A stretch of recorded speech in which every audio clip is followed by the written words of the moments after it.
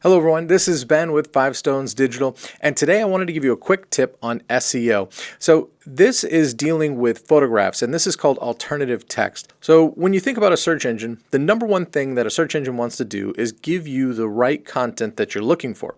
Now, in today's highly visual age where everything's photographs and videos, it's really difficult for a text-based search engine to figure that out. So what they've come up with is a feature called alternative text, and let me show you how it works. Basically, you go in and you select the image that you want to post. Say we're going to design this website and we're going to add this really cool picture of pizza being served at a restaurant. You've got your cocktail in the background, you've got a nice little lantern there, really warm and inviting, beautiful photograph, but the search engine can't actually see what's going on. So we go over to here to the alt text, and that's where we're going to fill in and let the search engine know what it is. So we'll tell them pizza being served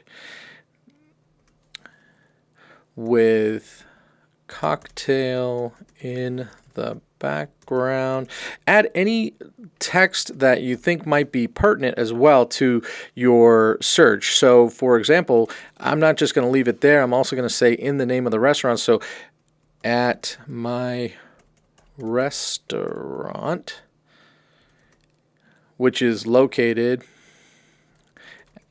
in Boerne, Texas.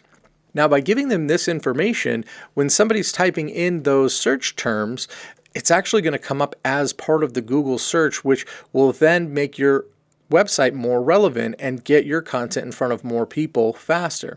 So this isn't just for Google too, by the way. This works with a lot of visual-based websites and some websites you wouldn't expect.